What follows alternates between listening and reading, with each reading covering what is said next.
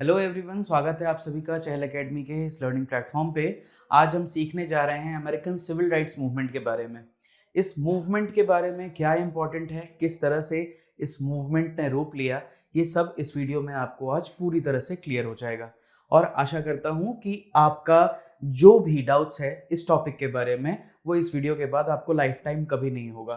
तो ये civil rights, civil movement यानी वहां के अंदर की मूवमेंट, वहां अंदर का झगड़ा, कभी भी कोई आंतरिक रूप में जब किसी स्टेट के अंदर कोई झगड़ा होता है तो वैसे मूवमेंट को, वैसे वॉर को सिविल वॉर या सिविल मूवमेंट कहा जाता है। तो ये मूवमेंट है सिविल राइट्स मूवमेंट के बारे में। और इन राइट्स की डिमांड कौन कर रहे थे? जो ब्लैक अमेरिकन थे। And this was the war between the black American and the white American.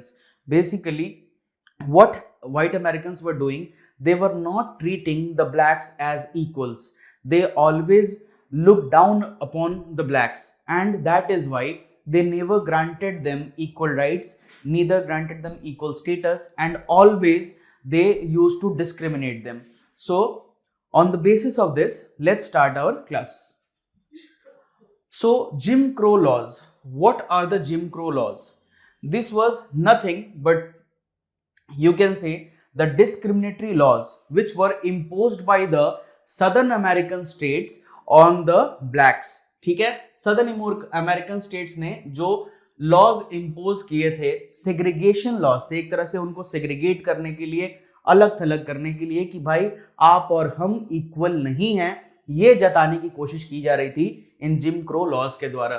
तो ये एक series of state and local laws थे जो इनैक्ट किए गए थे सदर्न यूनाइटेड स्टेट में, जिससे रेशियल सेग्रीगेशन किया गया, यानी ब्लैक्स की जगह पे, व्हाइट्स की जगह पे, और ब्लैक्स और व्हाइट्स इक्वल नहीं है, ये लॉ के हिसाब से यही इसका कहना था। These laws which began in the late 19th century, कब आए थे? लेट 19th सेंचुरी में। It was design to marginalise African American. ये जिम क्रो जो टर्म है इसको अफ्रीकन अमेरिकन के लिए ही यूज किया जाता है। इसने इस लॉ में इनके जो अफ्रीकन अमेरिकन थे या ब्लैक्स जो टर्म हम यूज कर सकते हैं, इनके राइट्स को लिमिट कर दिया गया, रेशियल हायरार्की मेंटेन की गई, एंड स्लेवरी जो टाइम पे हमेशा व्हाइट्स जब सुप्रीमेसी पे थे, व्हाइट सुप्रीमेसी का रेन था, उसी को कंटिन्यू करने के लिए ये जिम क्रो लॉज लाया गया था। ठीक है, 14th और 15th अमेंडमेंट्स के बावजूद, despite the 14th and 15th amendment which was imposed in the United states of America, 14th एक जिसने सिटीजनशिप और इक्वालिटी का ये दिया था, सबको राइट्स दिए थे सिटीजनशिप और इक्वालिटी के लिए, इररेस्पेक्टिव ऑफ आपके कोई भी रेस के हो, आप ऑल मेन के लिए आपको ये राइट्स दिए गए थे। और 15th अमेंडमेंट जिसने आपको राइट टू वोट दिया। तो ब्लैक्स और व्हाइट्स दोनों को बराबरी दे गई थी इस लॉज के द्वारा। बट हुआ क्या, ये अमेंडमेंट्स ने बराबरी लाने की कोशिश की, बट लोगों के अंदर से एक्सेप्टेंस नहीं आई कि ब्लैक्स और व्हाइट्स इक्वल थे। ठीक है, तो रिकंस्ट्रक्शन के दौरान जब अमेरिका रिकंस्ट्रक्ट हो रहा था after the American civil war 1861 के बाद, तो अफ्रीकन अमेरिकन ने पॉलिटिकल पावर कुछ गेन किया, और जब पॉलिटिकल पावर गेन किया, ऑफिसेस होल्ड करने लगे, they started advocating for their civil rights. ठीक है, यानी we should be treated as equals. तो 14th और 15th अमेंडमेंट ने इनको सिटीजनशिप और वोटिंग राइट तो दे दी, which was a significant achievement, लेकिन बहुत सारे व्हाइट अमेरिकन ने इस चेंज को रेजिस्ट किया, leading to the rise of Jim Crow laws to preserve racial separation and inequality. To preserve this, जब ये 14th और 15th अमेंडमेंट आया था, तो उस समय जिस राष्ट्रपति के दौरान ये लॉज लाया गया था, these amendments led to the death of that person. आप सबने उनका नाम सुना होगा, एब्राहम लिंकन का। These amendments led to the death of Abraham Lincoln. एक थिएटर के दौरान उनकी हत्या कर दी गई थी। तो आप सोच रहे हैं कि ब्लैक्स के प्रति अमेरिकन का किस तरह का भाव था, और किस तरह से वो लोग देखते थे कि जब उनको इक्वालिटी का ट्रीटमेंट दिया गया तो बहुत सारे लोगों को एक्सेप्ट नहीं हुआ, and they killed Abraham Lincoln. ठीक है, next, Jim Crow laws mandated racial segregation in public facilities, यानी भाई साहब स्कूल हो, बस हो, ट्रांसपोर्ट हो, कहीं पे भी हो, व्हाइट्स जहां पे जाएंगे वहां ब्लैक्स नहीं जा सकते। रेशियल सेग्रीगेशन किया गया, ब्लैक्स को प्रोहिबिट किया गया, यानी रोका गया जो भी फैसिलिटीज व्हाइट पीपल यूज करते हैं आप वो सेम फैसिलिटीज को यूज नहीं करेंगे, चाहे वो रेस्ट रूम हो यानी वॉशरूम बाथरूम जो भी कहते हैं, इधर रेस्टोरेंट हो, इवन सेमेट्री यानी कब्रगाह जहां पे लोगों को दफनाया जाता है वो भी सेम नहीं हो सकता व्हाइट्स और ब्लैक्स का। तो सोचिए, इंटररेशियल मैरिज बिल्कुल ही अलाउ नहीं था। अरे जब साथ बैठना अलाउ नहीं है तो साथ एक ही आप इंटररेशियल मैरिज कैसे अलाउ करेंगे? ये सोचिए किस तरह का ब्लैक्स के ऊपर एक तरह से अनफेयर ट्रीटमेंट और डिस्क्रिमिनेशन उनके खिलाफ बहुत ज्यादा था। These laws were designed to create and maintain a system of inequality, unequal laws थे, and this was basically segregating the blacks more. Okay? 1896 में यूएस की सुप्रीम कोर्ट में एक केस आया, ठीक है, प्लेसी वर्सेस फर्ग्यूसन, और इसमें यूएस की सुप्रीम कोर्ट ने जो रूलिंग दी उसमें उन्होंने कहा कि भाई साहब ये जो सेग्रीगेशन लॉज हैं ये doctrine of separate but equal, हाँ हम लोग सेपरेट जरूर है लेकिन हम लोग इक्वल नहीं है। Doctrine of separate but equal के लॉ के अंदर इन लॉज को उन्होंने कहा कि उन्होंने अपहोल्ड कर दिया, कहा कि भाई ये लॉज सही है, हम सब इक्वल नहीं है। This decision legalised segregation in public facilities which further entrenched racial divisions and discrimination particularly in the south. क्योंकि सदर्न स्टेट्स, आपको याद होगा अमेरिकन सिविल राइट्स के बारे में अगर आपको जानकारी है, सिविल वॉर हुआ था उस समय भी जब स्लेवरी को लीगल रखने के लिए सदर्न स्टेट्स ही जो थे सबसे ज्यादा डिमांड कर रहे थे, क्योंकि these southern states were mostly based on agriculture and उनको एग्रीकल्चरल के लिए स्लेव्स मिलते थे तो इजिली उनके कॉस्ट ऑफ प्रोडक्शन काफी नीचे आ जाता था, तो इस कारण ये स्लेवरी के फॉर्म में थे हमेशा, याद रखिएगा।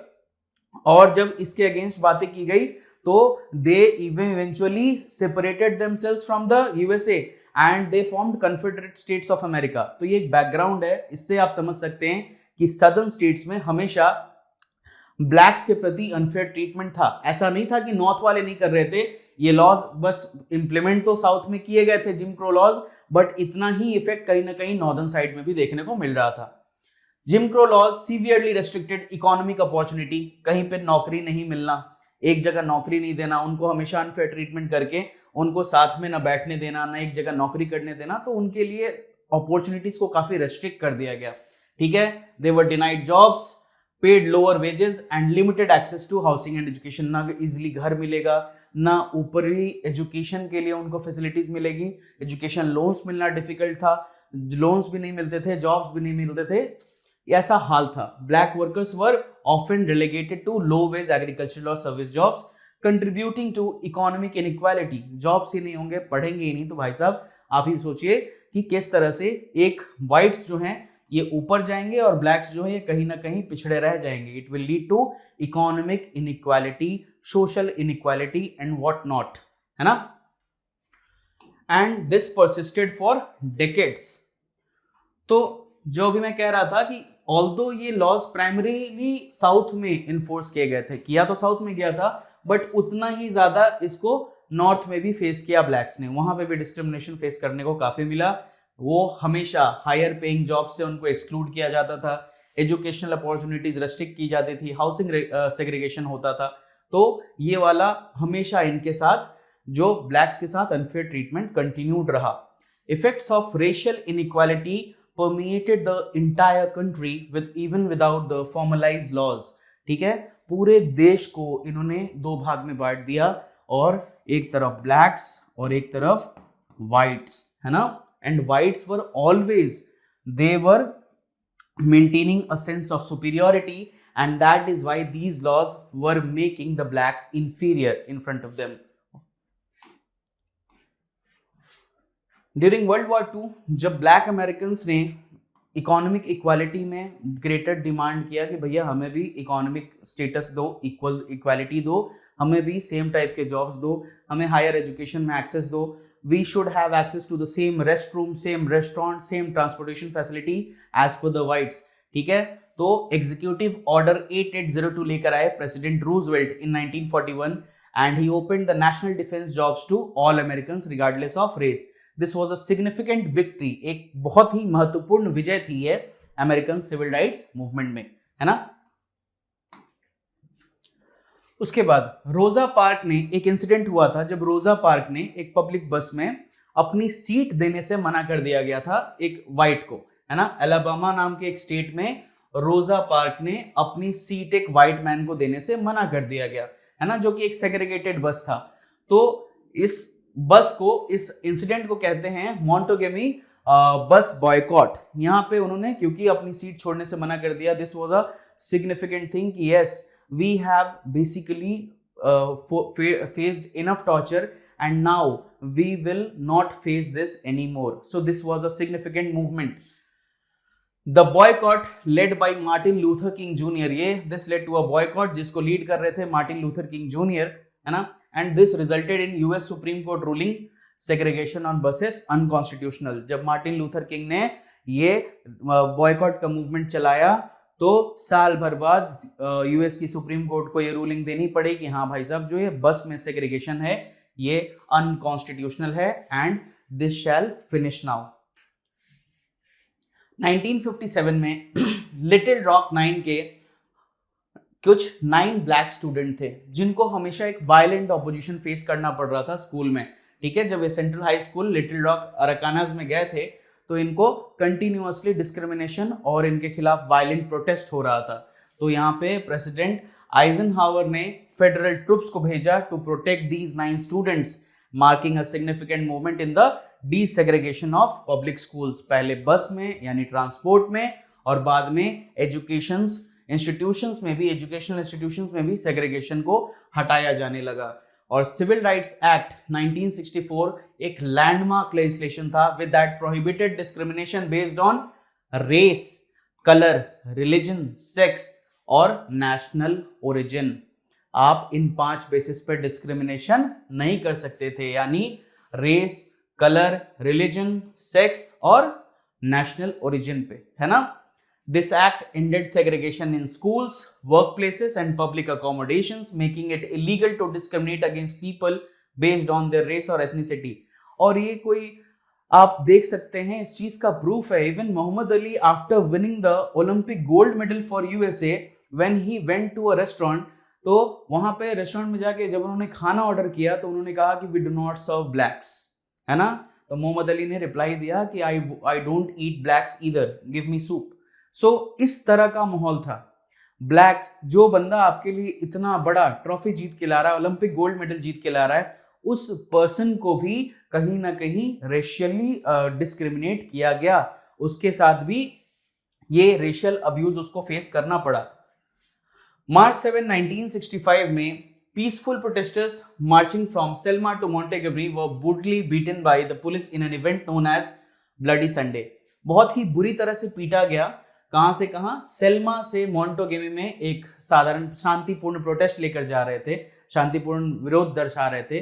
वहां पे पुलिस ने उनको ब्रूटली मारा, यानी बुरी तरीके से पीटा, और इस इवेंट को ब्लडी संडे के नाम से जाना जाता है।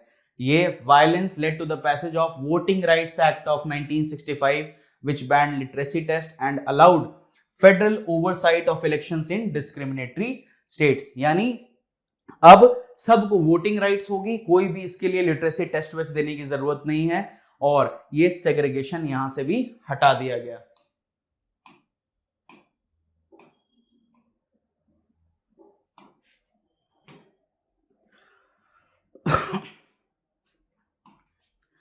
The civil rights movement led to the dismantling of Jim Crow laws, but the legacy of segregation and discrimination continued to affect African Americans in the decades that followed। Although Jim Crow laws खत्म हो गए थे, जो segregation कहीं ना कहीं जो impose किया गया था एक लॉ के द्वारा, वो लॉ को तो हटा दिया गया, but in the minds of people this change is still hasn't come, है ना। हमेशा रेशियल अब्यूज कुछ ना कुछ देखने को मिल जाता है, डिस्क्रिमिनेशन लोगों को फेस करना पड़ता है because of their colour, because of their national origin, और कंटिन्यूअसली ये फेस अभी भी कर रहे हैं।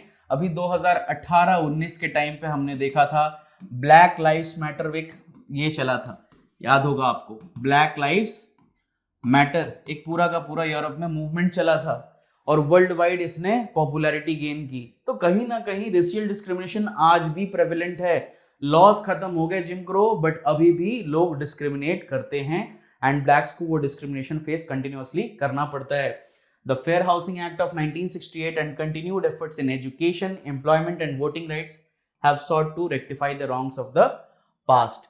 But changes अभी भी required हैं. लोगों को mindset change करना पड़ेगा, अपने attitude में change लाने की जरूरत है, तभी उनके behavior में वो चीज reflect भी होगा, और इसके लिए आपका morals और ethics का सही होना काफी जरूरी है. आशा करता हूं ये टॉपिक आपको अच्छा लगा होगा.